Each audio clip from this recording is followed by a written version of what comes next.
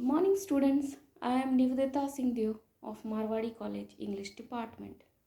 Today, I am going to take your online classes for English Core or ENA, that is of 100 marks. As in previous videos, we have started the book Hornbill and the lesson number 1. जैसे कि हम लोगों ने पिछले videos में English core और ENA का पहला बुक हॉर्नबिल से पहला लेसन स्टार्ट कर दिया है और आज हम लोग उसको इस वीडियो में ख़त्म करेंगे, फिनिश करेंगे। English core ENA 100 marks text book Hornbill lesson number 1 the portrait of a lady by Khushwant Singh. Main characters are grandmother, narrator Khushwant Singh. पिछले क्लास में हम लोगों ने देखा था कि कैसे वो हायर स्टडीज़ के लिए विदेश जाते हैं। उनकी ग्रैंडमदर उनको कुछ नहीं बोलती हैं, अलाउ करती हैं, कोई इमोशंस शो नहीं करते हैं। उनको लगा कि शायद वो अपनी दादी को लास्ट टाइम देख रहे हैं। So the narrator got emotion but her grandmother did not show any emotion while giving goodbye kiss to his grandson to a foreign country for higher studies.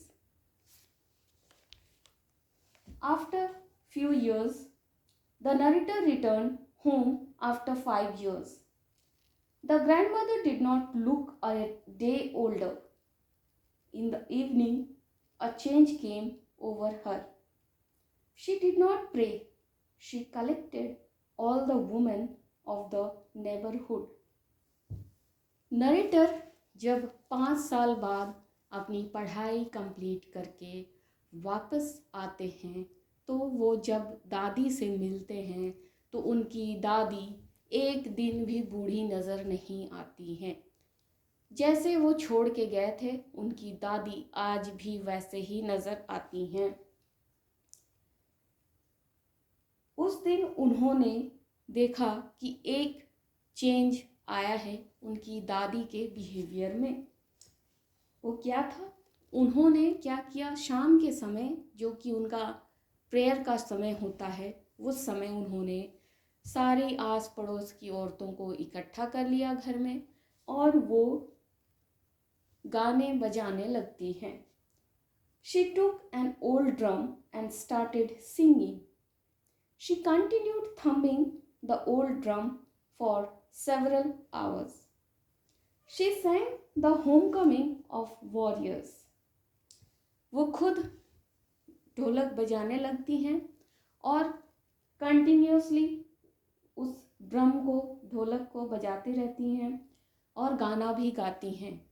गाना वो गाती हैं जो कि जब लड़ाई करके घर कोई वापस आता है तो जो विजय गीत होता है वही सब गाना वो गाती हैं। They had to persuade her to stop. और उन लोगों को उनको शांत करवाना पड़ा, चुप करवाना पड़ा। Singing and beating of the drum could make her tired. For the first time, she forgot to pray.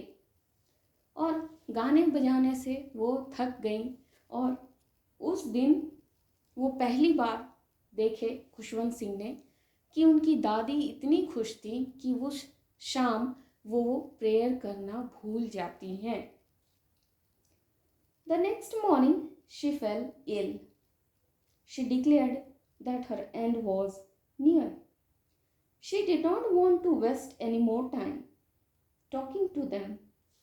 अगले ही दिन वो बीमार पड़ जाती हैं और वो कहती हैं कि अब मेरा अंत समय आ गया है। वो नहीं चाहती कि ये जो कुछ समय बचा है उनके पास वो बर्बाद करें और किसी से बात करें। She lay peacefully in bed.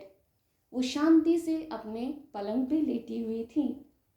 She continued praying and telling her beads. Then her lips stopped moving. और वहीं लेटे लेटे शांति से उनके लिप्स मूव कर रहे थे और हाथ में उनके बीड्स यानी कि प्रेयर करने की जो माला थी वो चल रही थी, लेकिन अचानक से उनका लिप होंठ रुक जाता है और उनके हाथ से वो प्रेयर की माला गिर जाती है। Then her lips stopped moving. The rosary fell down from her lifeless fingers. She was dead. She was laid on the ground. She was covered with a red shroud. उनका डेथ हो गया। अब उनको नीचे ज़मीन पे लेटाया जाता है और उनको एक लाल रंग का कपड़ा ओढ़ाया जाता है। It was evening. The sun was setting. They bought a wooden stretcher.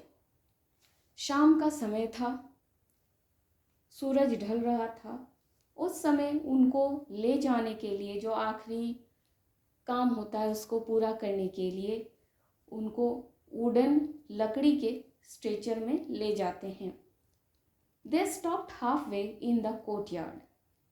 जाते जाते वो थोड़ी दूर जाके आंगन में रुक जाते हैं। Thousands of sparrows sat near her dead body. और जैसे ही डेड बॉडी को आंगन में रखा जाता है, उनके डेड बॉडी के आसपास हजारों की संख्या में वो चिड़ियाँ आके बैठ जाती हैं। They did not chirp. Everyone felt sorry for the birds. और इतने संख्या में चिड़ियाँ इकट्ठा एक जगह थीं, फिर भी उस दिन कोई शोर नहीं हो रही थी और सभी लोग दुख जाहिर कर रहे थे। साथ ही साथ उन चिड़ियों के लिए भी दुख, सभी को एक दुख लग रहा था। The narrator's mother brought some bread and broke it into little crumbs. तभी खुशवंत सिंह की मदर जो है वो कुछ ब्रेड्स ले आती है और उसको छोटे छोटे टुकड़ों में करके चिड़ियों को डाल देती हैं। She threw those crumbs to them. The birds took no notice of them. पूरा खाना बर्ड्स के सामने डाला गया, लेकिन वो उन चिड़ियों ने खाने के तरफ देखा तक नहीं। When they carried her dead body outside, the sparrows flew away quietly. और जैसे ही डेड बॉडी को उठा के बाहर ले जाया जाता है, वैसे ही वो चिड़ियाँ भी अपने आप उड़ जाती हैं और शांति से उस जगह को खाली कर देती हैं। तो खुशवंत सिंह का जो रिलेशनशिप था उनकी दादी के साथ, उस दिन ख़त्म हो जाता है। उन्होंने देखा कि ना सिर्फ इंसान जो उनके क्लोज थे, बल्कि जो बर्ड्स वो भी उनके क्लोज थे, वो भी दुख जाहिर करने के लिए उस दिन उनकी दादी के डेड बॉडी के पास पहुँचे थे। So this is the end of the chapter. We will start another chapter in our next video. आज यहीं ख़त्म होता है, हम लोग नेक्स्ट चैप्टर स्टार्ट करेंगे अगली वीडियो में।